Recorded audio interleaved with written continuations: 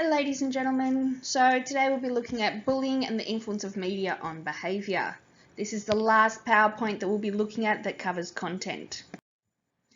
So the problem of bullying has been a considerable research interest in the recent years, both in Australia and throughout other countries. Bullying can occur in any environment, in any culture or society. A bully may be male, female, adult, adolescent, child, employer, teacher, captain, etc. It can be pretty much anybody.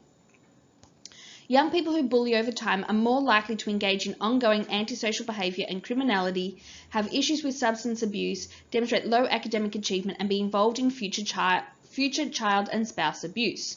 So if you bully as a young child, you're more likely to bully as a teenager, and you're more likely to continue bullying as an adult.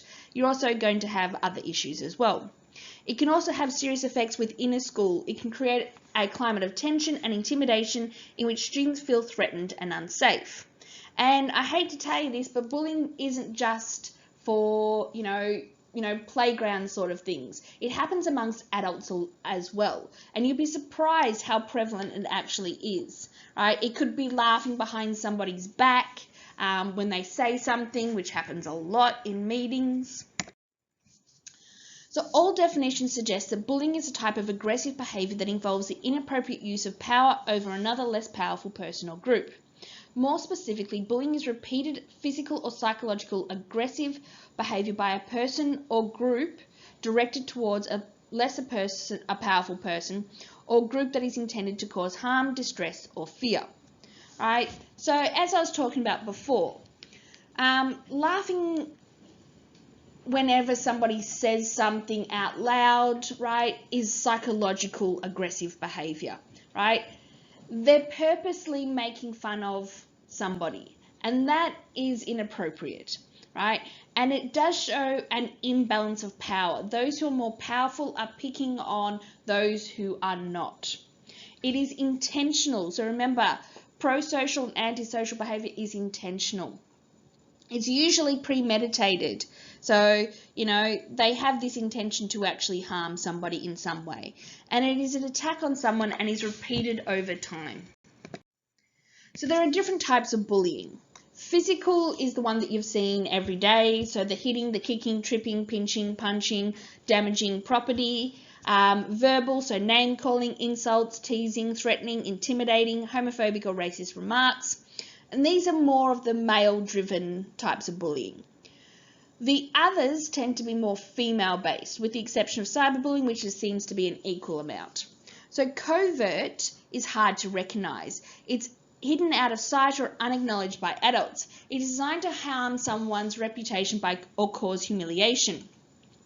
So this is starting rumours, it's lying about somebody, it's starting nasty jokes that include them, you exclude somebody. So it's sort of like when you're in the study hall and you sit in a group and you purposely move your chair so your back is to somebody else, you're excluding them from the conversation.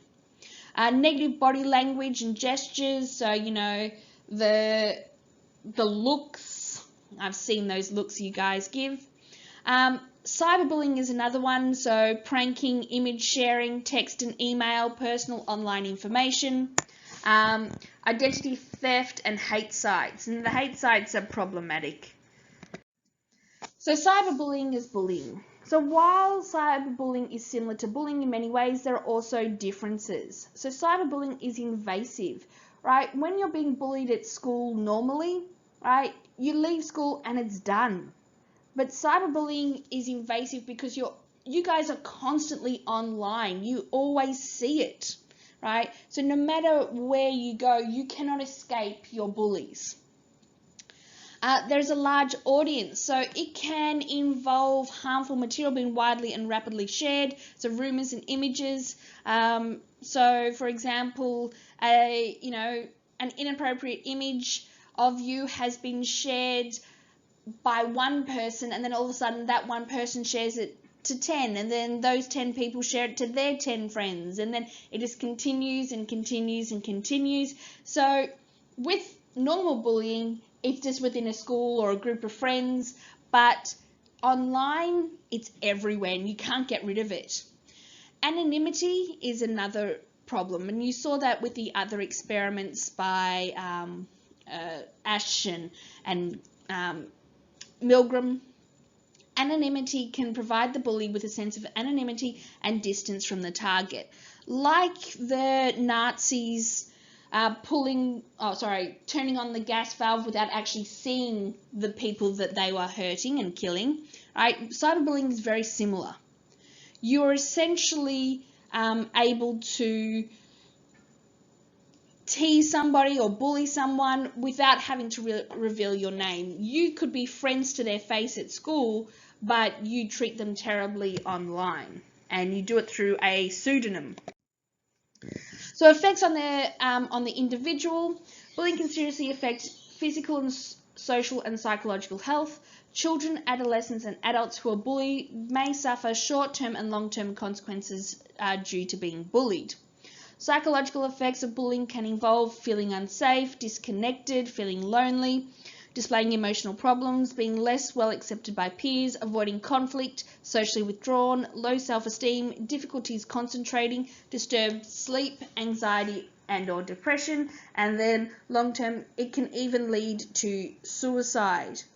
And I think I've told you this before, but they have created a new word, and this was a couple of years ago because it was so prevalent, the concept of bullycide. And this was suicide as a result of bullying. And it's seen an increase since there's more and more kids doing it online. Sex differences in bullying. So researchers have found that sex differences in bullying among children and adolescents. Male and female bullies tend to use different types of bullying. Boys are more likely to threaten someone with physical violence, where girls are more likely to spread rumours and exclude others, and these tactics are viewed by girls as more effective. And I can tell you right now, I've seen the different cases with bullying, right? When it comes to the boys, they tend to get in a fight and then it's done. But the girls tend to do it more covertly, which tends to linger psychologically and cause more problems. And it's in no way suggesting that girls are less aggressive. It's actually saying that they are just as aggressive from from boys, and it doesn't get fixed as quick because adults don't notice it as much. Then we have the influence of the media on behaviour. So our access to new types of media has generated new questions and new research about the positive and negative influences in our lives, particularly in children and adolescents. The most dramatic and rapid change has been in the growing number of Australians using social media. However, television remains the most influential in the lives of both children and adults. I'm unsure as to whether or not that is actually still correct. Mainly because I've spoken to a lot of kids and they tend not to watch TV anymore. It tends to be Netflix and things like that. So it's more, I guess it's still television, but it's not technically called television. Let's call it streaming media. So television or streaming media can affect the behaviour and psychological development of children with the views of reality it depicts and the messages it conveys about people and things. On television, there tends to be a very warped view of what life should look like, and what the perfect body size should be, and all those sort of things. And it influences individuals, especially children.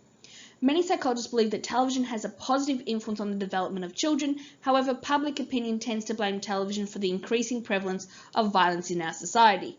Not only that, but also video games. That seems to be the big hot button issue. Now, if you're watching television and you've got young kids, I'm not saying turn off the TV or anything like that. I'm actually saying you need to be very selective about what you are actually showing the kids. There have been shows that have been banned in Australia because although they may be perceived as being positive by other nations, they're very negative in Australia. Peppa Pig was actually banned. Some episodes were banned of Peppa Pig where they were encouraging kids not to be afraid of spiders and snakes. In Australia, you do that and you're in a lot of trouble. So violence on television. According to the Australian Psychological Society, exposure to violence on TV influences children's feelings, attitudes, and behaviours. It leads to children being more likely to display aggressive behaviours. They want to copy what is being displayed on TV. Some children enjoy and develop an appetite for viewing violence. It leads to immediate distress and fear. Children retain longer-term disturbing memories, so they're more likely to remember, the violent memories rather than the positive ones of kids sharing. And it can lead to beliefs that violence is acceptable. Children will become more desensitized to violence. And there is some truth to this, just for the simple fact that they tend to actually, act out, fighting and all that sort of stuff, but you'd learn that anyway. So although various studies suggest that there is a significant link between TV violence and aggressive behaviour, a causal link has not been established, as before TV it was around, people still behaved aggressively, and that's always going to be the case, right? You can't say that TV absolutely causes violent behaviours. You could say that it doesn't help that kids watch violent TV, but it's more along the lines of it doesn't cause it. It just means that there's a link. Other influences on behaviour. So video games has an impact of media violence, as the game involves an active player rather than merely a viewer, meaning that a player is directly responsible for aggressive behaviours. So think about all those first-person shooter games where you're actively trying to find someone, and the more violent you are, the more points you get. So playing may also result in social isolation and inhibit development of important social skills. It'd be interesting to see what social skills have actually been developed after COVID, but we'll work on that later. So social media can also be used to reach a wide audience. Virtually, however, issues concerning loss of privacy, identity theft, and cyber safety have been raised. So what we're actually doing is we're online on social media a lot more than what we used to be. Even I have fallen victim to this.